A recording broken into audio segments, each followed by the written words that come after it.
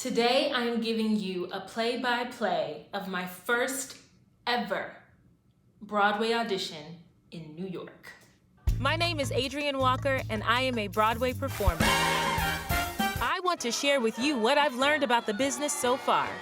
Welcome to 32 Bar Cut. Okay, so my first audition in New York was in 2014. But before I got called into that audition, I actually auditioned for the show in Chicago.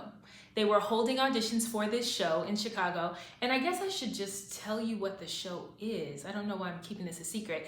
They were holding beautiful auditions, the Carole King musical. They were holding beautiful auditions in New York, in Chicago, while I was in a production of Rent.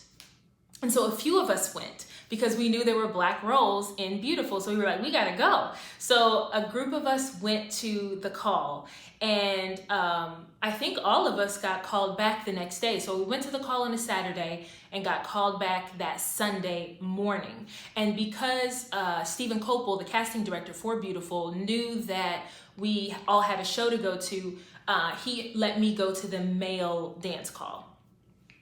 Well, if you've been watching my channel, if you know anything about me, I am not a dancer. So I did not move on with that process, and I was just thrilled to be called back, thrilled that Broadway casting director even saw my face. Okay, so let's fast forward to a few months after that. I do want to say that after that initial audition, my agents told me, hey, Stephen Copel loved your voice, loved the scene, but you really need to work on your dancing. And I was like, okay. So I started taking some classes at Lou Conte in Chicago. And I took a few classes here and there, but I really didn't keep up with it. I like to be transparent with you guys. So I didn't really keep up with it like I should have. For several reasons. I didn't always have the time to get there because I was juggling survival jobs and everything, and I lacked the motivation to go. I don't like doing things I'm not good at, so it's very difficult for me to go into a group setting knowing that I'm not going to excel. And so, yeah, I didn't go to the dance classes like I should have. So a few months passed by, and to my surprise, Stephen Copel calls me back. But this time they need an immediate replacement for one of the ensemble tracks. And so my agent asked me, could I fly to New York for this callback? And I was like, yes, I can. But I was broke. I had no money to get myself there. So my parents actually paid for my flight to and from New York so that I could go to this call. And I think I paid them back. Did I pay y'all back? I flew to New York. I was super excited. I stayed with my friends, Billy and Rosie, and they were super stoked that I was there and super supportive. And so the details are a little blurry because this was 2014, and if you know me, I have a terrible memory. But from what I remember, I set out to stay for a few days just in case there were any callbacks that sprang up. So I went to the audition, and it was one of those long day drawn out auditions where they call you back the same day for several rounds. So I got through the first round, and I'm going to tell you a little story about that first round because I really want to spread the word about trying our best not to be mean to each other in waiting rooms. But I was sitting in the waiting room, and I was just listening to everyone sing ahead of me, and I didn't feel really nervous because I felt very comfortable with what I had prepared. I had prepared the Will You Still Love Me Tomorrow cut, and I also prepared to sing Natural Woman, but not the Aretha way, the Carole King way, just in case they wanted to see something else from my book, because they did say do bring your book in the style of the show, or bring something from your book in the style of the show. So I was waiting to go in, and they were running a bit behind, so I was waiting for quite some time. And I remember there were a group of girls in front of me talking, and they mentioned a name that I knew. I had done Dreamgirls at the Marriott Theater in Lincolnshire a couple of years prior, and they had hired some New York actors for that production. So they mentioned a person that I knew, and I don't know why I thought it was a good time to say oh, I know such and such. And, but I did, because I'm from Georgia, and I don't know, you talk to strangers, you try to make a connection when you can. And the girls, they didn't like that I said anything. And so they just kind of rolled their eyes and kept on talking. And I'll never forget that moment because of how it made me feel. It made me feel small and hurt. Not super hurt, because I don't know these girls, so how can they hurt my feelings? But it made me feel small. Yeah, and they were fellow Black actresses like me. So I was disappointed in how they treated me, because I thought, man, is it different in New York? Because if that same scenario had played out in Chicago, it would have happened a little differently. I always found that waiting for my auditions in Chicago was always a pleasant experience. And even if I didn't know someone in the waiting room, especially when I was crashing equity calls, I don't know, I would just strike up a conversation with someone, and we knew we were vying for the same part, but I don't know, it never felt nasty like it did in my first New York audition. So anyway, try to be nice if you can. So I went in for the first audition, and I did Will You Still Love Me Tomorrow?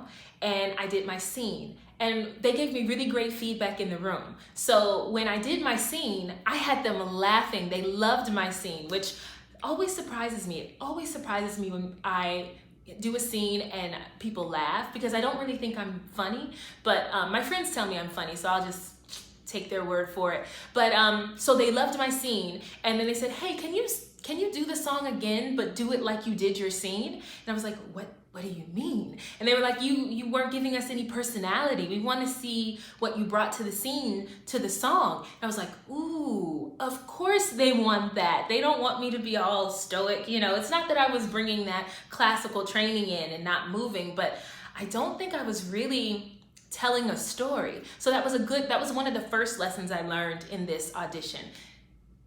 Oh, if you have an opportunity to tell a story, take it. They can always tell you to pull back, but if they don't think that they have it if they think that you don't have it in you to really tell a full story, then they may not dig deeper, and they may just, go on to the next person. So dive deep when you can. That was the first lesson I learned. Also, and be nice in the waiting room. So maybe it's the second lesson I learned. But so I did it again, and I tried to express myself more like they asked. And then I think they still weren't getting what they wanted, so they asked me to sing something from my book. So I sang something from my book, and then they asked me to sing Will You Still Love Me Tomorrow again. And I think we were finally understanding each other. So I got to move on to the next round, and those mean girls didn't. I didn't see their faces again. I moved on to the next round, and I think I did the same stuff, but for more people. That's usually how it goes with these quick turnarounds, because remember, they were looking for an immediate replacement. So I did the next round, and then the third round, it was just down to me and one other girl, and they had us do a dance part. The same dance call from before. It was the locomotion. And I feel like I can get down, like if I'm going to the club or something, and I haven't been to the club in so long, but I feel like I can dance when it's of my own volition, but I could not get the locomotion. I couldn't get it. And they kept telling me I wasn't getting it. And I was like, I'm trying. So I did not move forward. And so the other girl, because it was just down to two of us, which is pretty cool, she got the call, and she moved into that track, the immediate replacement track that they needed. Now, I'm smiling now because I know everything all works together for our good. But at the time, I was legit devastated. I was really broken up about it. I don't know why it hurt me so, I guess because I got so close. But I felt really, I felt like I let myself down because I didn't keep up with those dance lessons like I was supposed to.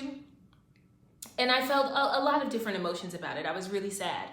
And, you know, Billy and Rosie tried to cheer me up, and Austin tried to cheer me up. And I was just like, it's okay. You know, I didn't make it this time. And I got back on my flight and went back to Chicago. And what I learned from that was, you know, if you get feedback to work on something, then work on it. That's what I didn't do. And of course, you know, acting through the song and emoting as much as you can and telling a story when you can, whenever you get a chance to tell a story. Be kind in the waiting room. Like, I learned those things. But the biggest lesson I learned is that what is for you will be for you. So that beautiful audition, that opportunity to be in the company of beautiful, that wasn't for me. And that wasn't supposed to be my Broadway debut. I had something else waiting for me 2 years later. And it was a great something. It was something worth waiting for. And if someone had told me, whispered in my ear in 2014, hey, I know you're feeling really, really, really poorly right now, but in less than 2 years, your life is going to change. Well, then, yeah, I would have felt great. And that's something that I still try to keep in mind when I hear no, or when I get close and I don't book something, that it's just clearing out some of the weeds so that I can walk straight into the path that I'm supposed to take. So because my husband is just so thoughtful and always worried about me and if I'm okay, we had been talking about adopting a dog. And so when he picked me up from the airport, when I arrived in Chicago, I got in the car and he said, hey, do you want to, you know, go look at some dogs today? And I thought, yes, that sounds like a great idea. Let's go look at dogs, and maybe we'll find one that we fall in love with. And that was the day that we adopted Bella. So there's always a silver lining if you're willing to open your heart to it. And so now I'm going to show you a bunch of photos of Bella so you can love her as much as I do. And I will see you next week.